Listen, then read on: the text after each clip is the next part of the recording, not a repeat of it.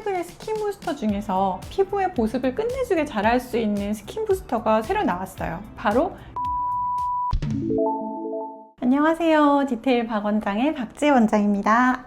피디님 요새 스킨 부스터 엄청 핫하잖아요. 스킨 부스터가 뭘 말하는지 아시죠?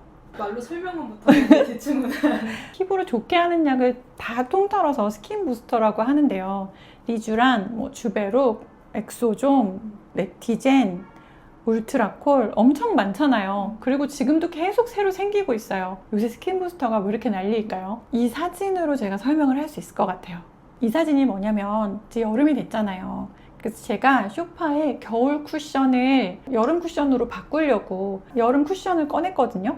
그랬더니 이게 겨울 동안 눌려져 있으니까 찌부가 돼가지고 쭈글쭈글해져 있는 거예요. 근데 그게 스킨 부스터랑 무슨 상관이 있어요? 솜이 찌부가 돼서 솜을 빵빵한 걸로 채워 넣었더니 빵빵해지긴 했는데 그 커버가 여전히 쭈글쭈글한 거예요. 그러면은 어떻게 하면 될까요?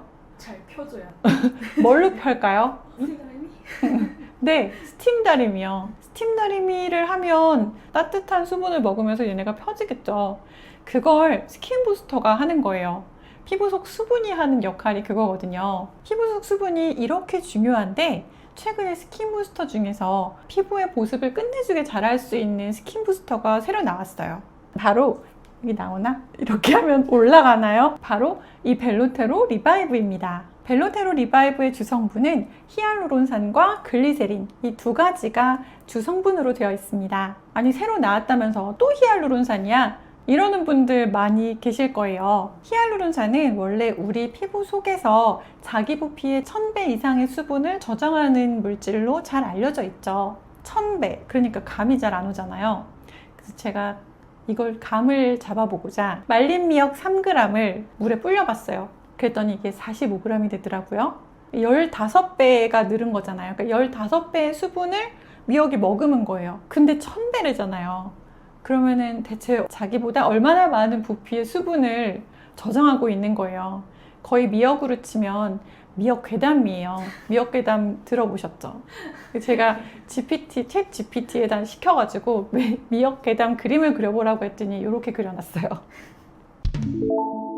진피의 세포 외 기질, 줄여서 ECM이라고 부르는 이 모식도를 보면 콜라겐이 있고 콜라겐을 앵커링해서 구조를 유지해주는 엘라스틴이 있고 그 사이사이를 점성이 있는 물질이 채우고 있는데 그중 가장 많은 역할을 하고 있는 게 히알루론산입니다.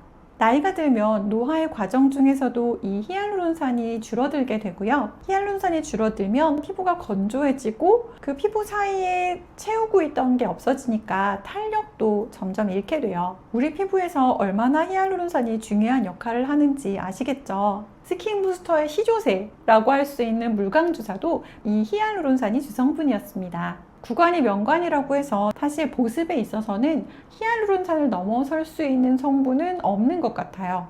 그럼 대체 벨로테로 리바이브가 뭐가 다르길래 지금까지 이렇게 사설이 길었느냐 싶죠. 그 비밀은 바로 두 가지가 있는데요. 하나는 가교결합이라고 하는 크로스링킹입니다. 기존의 물광주사에 사용하던 히알루론산은 크로스링킹, 즉 분자와 분자를 연결해주는 가교결합이 없었는데 벨로테로 리바이브에는 바로 이 가교결합이 있습니다. 이게 무슨 역할을 하냐면요. 히알루론산 분자랑 히알루론산 분자가 서로 연결돼서 붙잡고 있기 때문에 금방 없어지지 않고 더 오랫동안 효과를 유지할 수 있습니다. 그야말로 뭉쳐야 산다 이거죠. 기존에 우리가 필러에 사용하는 히알루론산이 바로 이 크로스링킹, 가교결합이 많이 있기 때문에 피부 속에 넣어주면 그 자리에서 수개월간 모양을 유지하고 있잖아요.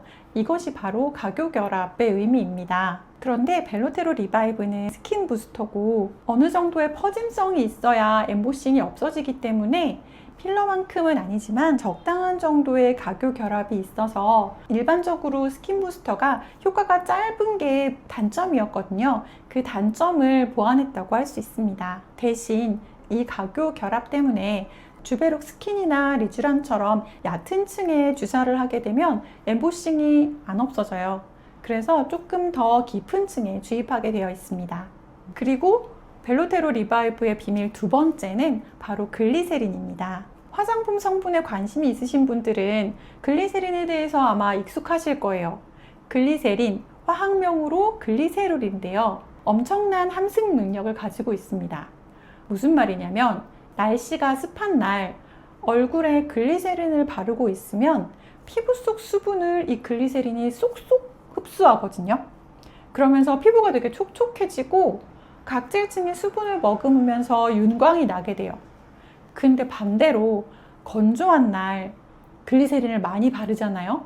그러면은 밖에서 가지고 올 수분은 없으니까 거꾸로 피부 속에 있는 수분을 가지고 와 버려요. 그러면서 속건조까지 유발을 할 수 있는 성분입니다.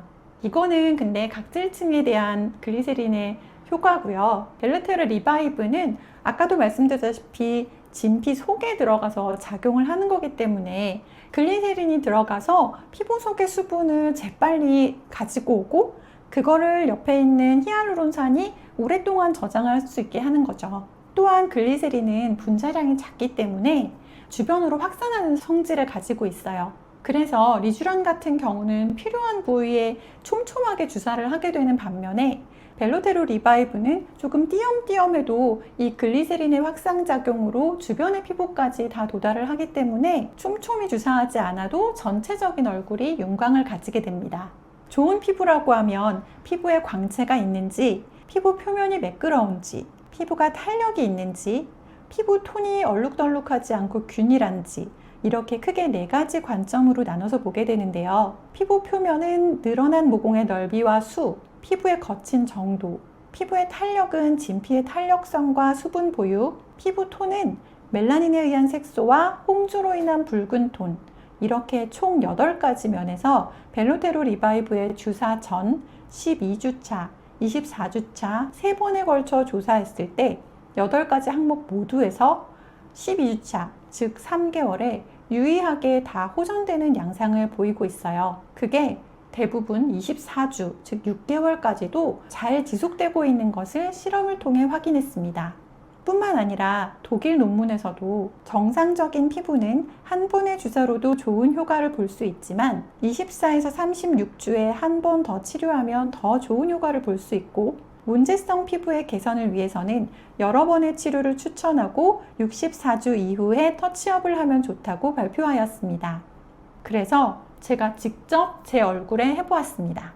벨루테르 리바이브는 히알루론산에 가교가 되어 있기 때문에 리쥬란처럼 진피 상층에 주사하는 게 아니라 진피 중간 이하 부분에서 본격적으로 수분 저장을 하는 역할을 한다고 아까도 말씀드렸잖아요. 너무 얕게 주사를 하면 엠보싱이 오래 간다고도 말씀드렸습니다. 그럼 적절한 깊이가 어느 정도인지 알아보기 위해서 제 얼굴 오른쪽에는 좀 깊이 놓고요. 제 얼굴 왼쪽에는 상대적으로 조금 얕게 주사를 해보았어요. 저는 원래 제 얼굴에 다 테스트를 해보고 안전한 게 확실하면 환자분들에게 치료를 할 수 있는 성격이거든요. 제 얼굴에 똥인지 된장인지 찍어 먹어봐야 효과가 어떤지, 경과가 어떤지, 어떤 부작용이 있는지, 그 부작용을 그냥 기다려보면 되는지, 아니면 뭔가를 해줘야 되는지, 아니면 어떻게 해결하는지 이걸 다 말씀드릴 수 있을 거잖아요. 결론을 말씀드리면 제가 그 전에는 세안을 하고 나면 꼭 바로 뭘 발라야 되는 정도의 건조함을 가지고 있었어요. 근데 벨루테르 리바이브를 한 이후에는 세안 후에도 피부가 당기지 않더라고요. 그리고 일단 주사 직후보다는 몇 시간 지나니까 엠보싱이 더 심해지는 것처럼 보이더라고요. 근데 이거는 아마도 글리세린이 수분을 아까 빨리 끌어당긴다고 했잖아요. 그래서 피부 속에 들어간 벨루테르 리바이브가 빨리 수분을 흡수해서 엠보싱이 더 커진 거라고 충분히 짐작해 볼 수 있습니다. 그런데 제가 오른쪽에는 좀 더 깊이 하고 왼쪽에는 조금 얕게 했다고 했잖아요. 그래서 아니나 다를까 오른쪽은 2, 3일 후에 엠보싱이 없어졌어요. 근데 왼쪽은 5일 후에도 계속 남아있더라고요. 여기서 유용한 팁이 있는데요. 히알루론산은 물성이 젤입니다. 그래서 얼굴에 필러를 하고 나서도 몰딩이라고 해서 요래 이렇게 만져가지고 모양을 만들잖아요. 벨루테르 리바이브도 마찬가지로 히알루론산이기 때문에 엠보싱이 생겼을 때 눌러주면 옆으로 퍼지는 데 도움이 돼요. 그래서 저는 시술할 때 시술 직후에 환자한테 생긴 엠보싱을 직접 면봉으로 하나하나 눌러서 보내드리고요. 그리고 만약에 집에 가셔서도 이 엠보싱이 계속 신경이 쓰인다. 그러면 직접 면봉으로 눌러서 펴는 방법을 설명을 해드리거든요. 그래서 제 왼쪽에 엠보가 남아있으니까 제가 해봤을 거 아니에요. 근데 여기서 중요한 디테일한 팁이 있습니다. 면봉으로 엠보를 눌러주는데 적당한 압력으로 조심해서 눌러주셔야 돼요. 제가 다다음날 중요한 미팅이 있었거든요. 근데 이게 엠보가 남아있잖아요. 그래서 막 없어져라 이러고 눌렀더니 피부가 까졌어요. 그러니까 면봉을 이용하더라도 면봉의 끝부분을 잡고 조심해서 차라리 자주 눌러주셔야지 한 번에 너무 센 압력으로 누르다 보면 저처럼 피부가 까지는 일이 발생합니다. 하여튼 저는 엠보를 달고 미팅을 할 수는 없었기 때문에 얘를 녹여봐야겠다 생각을 했어요. 필러도 마음에 안 들면 녹이는 약이 있잖아요. 그 똑같은 약으로 녹일 수 있거든요.